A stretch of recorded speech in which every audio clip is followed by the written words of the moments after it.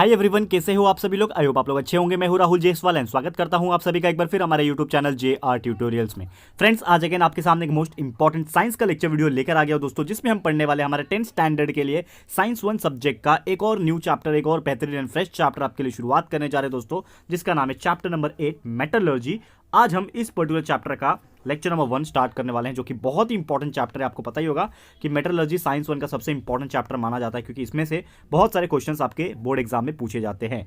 तो सबसे पहले सवाल ये उठता है दोस्तों कि मेटलर्जी मतलब क्या होता है। नॉर्मली क्या होता है कि metallurgy is nothing but we have to study about metals and non metals in this particular chapter, the reactions between them, the various reactions with occurring with the help of metals and non-metals, with oxygen and with some other products which we have to discuss in this particular chapter. So basically we are starting this lecture, lecture number 1, and in it we have to study some basic points and some conceptual knowledge I am going to give you.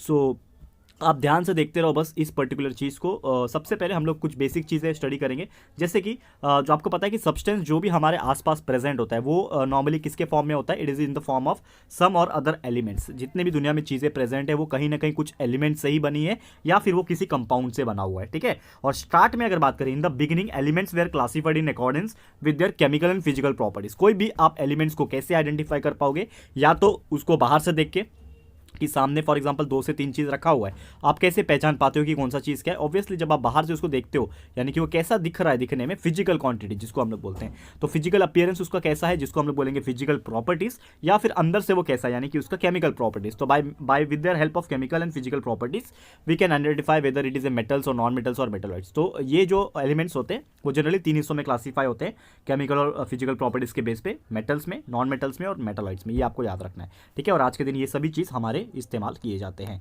तो basically हम देखेंगे one by one. सबसे पहले ये सब चीज़ आपने पहले भी पढ़ा हुआ है दोस्तों, बस ये चीज़ आपके चैप्टर में इंक्लूड किया हुआ है just to remember yourself, and आपको वापस से रिवाइज कराने के लिए ये चीज़ हम लोग करवा रहे हैं, ठीक है। तो ध्यान से देखिएगा, बहुत इंपॉर्टेंट चीज़ है, क्योंकि कुछ भी बोर्ड एग्जाम में पूछ सकता है इसके अंदर से। जैसे कि मैं हमेशा बोलता हूँ कि बोर्ड इज़ अनप्रिडिक्टेबल।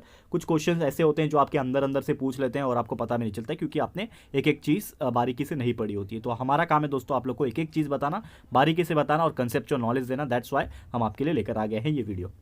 तो टॉपिक है physical properties of metals. Metals के क्या क्या फिजिकल प्रॉपर्टीज होते हैं, ठीक है। तो बात करेंगे, metals have the property namely ductility and malleability. आपको पता है डक्टिलिटी का मतलब क्या होता है कि मेटल्स के पास एक ऐसी प्रॉपर्टी होती है कि अगर उसको हम लोग वायर में कन्वर्ट करने की कोशिश करें तो उसको हम लोग वायर बना सकते हैं। उस चीज़ को बोलते हैं डक्टिलिटी, ठीक है ना। ये आपको याद होगा, ठीक है ना। ये 8th या 9th में भी आपने शायद पढ़ा होगा। तो डक्टिलिटी इसका मतलब कि अगर उसको वायर में कन्वर्ट किया जाए, यानी कि पतला बना दिया जाए एकदम वायर जैसा, तो वो बन सकता है, टूटेगा नहीं। तो ये प्रॉपर्टी सिर्फ मेटल्स की बात होती है, ठीक है। साथ ही में इसके पास मेलेबिलिटी की प्रॉपर्टी होती है। तो मेलेबिलिटी का प्रॉपर्टी इन द सेंस अगर हम बात करें तो मेलेबिलिटी इज़ नथिंग बट एक ऐसी प्रॉपर्टी होती है कि जब भी हम लोग उसको क्या करते हैं, पर्टिकुलर मेटल्स या फिर जो भी ऐसे मेटल्स के बने हुए चीज़ें हैं, उसको अगर हम लोग बहुत ज़ोर ज़ोर से प्रेशर अप्लाई करेंगे, फोर्स अप्लाई करेंगे, तो क्या हो जाएगा कि मेटल्स एंड फोर्स अप्लाई करने की वजह से उसके ऊपर जब प्रेशर लगेगा तो अगर इतना मोटा मेटल है तो वो एकदम शीट में कन्वर्ट हो सकता है, पतला बन सकता है। यानी कि ऐसी प्रॉपर्टी जो हम लोग उसको ठोक ठोक के, यानी प्रेशर लगा के, हथौड़ा मार मार के उसको अगर पतला बना सकते हैं, चपटा बना सकते हैं इन शॉर्ट,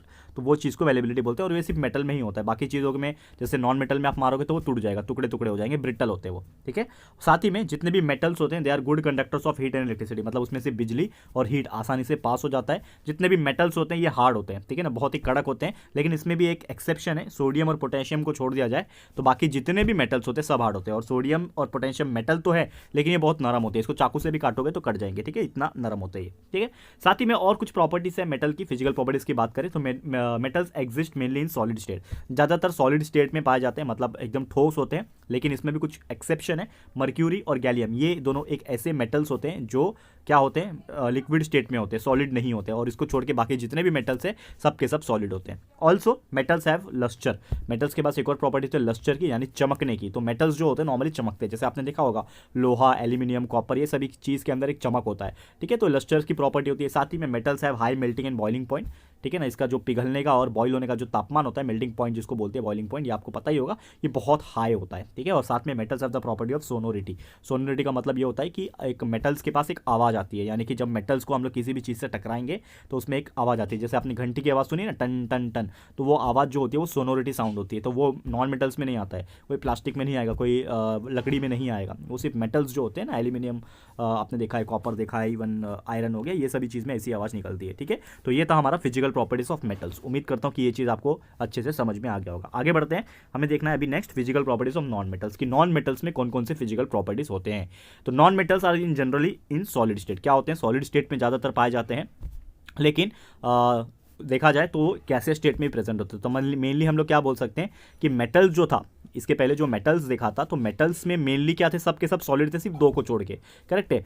आपका जो मर्क्यूरी थे और गैलियम थे, इनको छोड़ के बाकी सब के सब क्या थे, नॉर्मली सॉलिड थे। लेकिन यहाँ पे क्या है, सॉलिड भी है और गैसेस भी है। मतलब मेनली क्या होंगे, जो नॉन मेटल्स होते हैं वो या तो सॉलिड फॉर्म में होते हैं या तो गैस फॉर्म में होते हैं। लेकिन एक्सेप्शन इसमें भी है कि एक ऐसा नॉन मेटल है जिसका नाम है ब्रोमीन, जो कि है तो नॉन मेटल, लेकिन वो होता है लिक्विड स्टेट में प्रेजेंट। तो ब्रोमीन याद रखना है कि ये लिक्विड स्टेट में है, बाकी जितने भी है वो सॉलिड या फिर गैस के फॉर्म में रहेंगे। Non metals do not possess lustre, यानी कि उनके पास लस्टर की जो प्रॉपर्टी होती है, चमकने की जो प्रॉपर्टी होती है, वो नहीं होती। जैसे कि कार्बन का एग्जांपल ले लो, कार्बन चमकता है क्या? कोयला नहीं चमकता है। तो ये सब प्रॉपर्टी उनके पास नहीं होती है। लेकिन एक चीज़ है कि नॉन मेटल्स में जो कार्बन होता है, तो कार्बन से ही एक चीज़ बनता है जिसको पता है आपको, डायमंड। तो डायमंड चमकता है। तो ये डायमंड जो होता है वो नॉन मेटल नहीं होता, लेकिन एलोट्रोप होता है। नॉन मेटल्स का एलोट्रोप होता है, कार्बन का एलोट्रोप होता है, उसी से बनाया जाता है। तो इसको हम लोग कंसिडर कर सकते हैं, ठीक है। साथ में नॉन मेटल्स का लो मेल्टिंग पॉइंट होता है, बॉइलिंग पॉइंट होता है। जैसे मेटल्स का हाई था तो इसमें लो है, ये याद रखना। नॉन मेटल्स बहुत ही बैड कंडक्टर होते हैं इलेक्ट्रिसिटी और हीट के, इसमें से कोई भी हीट और इलेक्ट्रिसिटी पास नहीं होता है। लेकिन सिर्फ एक नॉन मेटल ऐसा है, ग्राफाइट नाम का, जिसमें से हीट और इलेक्ट्रिसिटी दोनों ही पास हो सकते हैं। क्लियर है? तो उम्मीद करता हूँ ये फिजिकल प्रॉपर्टीज नॉन मेटल का आपको क्लियर हो गया होगा। बहुत ही सिंपल से टॉपिक्स है और पहला ही लेक्चर है, तो बेसिक तौर पे हम पढ़ा रहे हैं आपको। तो उम्मीद करता हूँ कि ये सभी चीज़ आपको क्लियर हो रहा होगा। बहुत ही मजेदार एंड याद रखने के लिए बहुत ही सिंपल फंडा है। तो नेक्स्ट अगर बात करें, ये तो फिजिकल प्रॉपर्टीज देख लिया, मेटल्स का भी देख लिया, नॉन मेटल्स का भी देख लिया कि क्या है उसका बाहर से, यानी फिजिकल प्रॉपर्टी क्या होता है। अब हम अंदर से देखेंगे कि केमिकल प्रॉपर्टीज क्या क्या है। तो सबसे पहले केमिकल प्रॉपर्टीज ऑफ मेटल। तो केमिकल प्रॉपर्टीज ऑफ मेटल की बात करें तो मेटल्स जनरली क्या होते हैं, रिएक्टिव होते हैं, काफ़ी ज़्यादा रिएक्शन कर पाते हैं। कोई भी मेटल्स दूसरे चीज़ के साथ फटाफट रिएक्ट कर लेता है, और जब भी वो रिएक्शन करते हैं तो वो इलेक्ट्रॉन्स को लूज करते हैं। They lose electron easily and become positive charge ion. तो जब भी वो अपना इलेक्ट्रॉन को लूज करेंगे, फॉर एग्जाम्पल अगर मेरा एक मेटल है सोडियम नाम का, तो सोडियम जब अपना इलेक्ट्रॉन लॉस करेगा तो ये हो जाएगा Na+ प्लस इलेक्ट्रॉन माइनस, तो ये इलेक्ट्रॉन को लूज करता है। तो ऐसी आपको याद रखना है कि मेटल्स क्या होते हैं, अपने इलेक्ट्रॉन्स को लूज करते हैं और पॉजिटिव चार्ज खुद बन जाते हैं ना। जैसे मैंने आपको बताया अभी, तो Na+ हो गया था, तो पॉजिटिव चार्ज बन जाते हैं। दैट्स वाई मेटल्स को ना इलेक्ट्रोपॉजिटिव एलिमेंट्स कहा जाता है, क्योंकि उनके पास जब इलेक्ट्रॉन लूज करते हैं तो उनके पास पॉजिटिव चार्ज आ जाता है, ठीक है।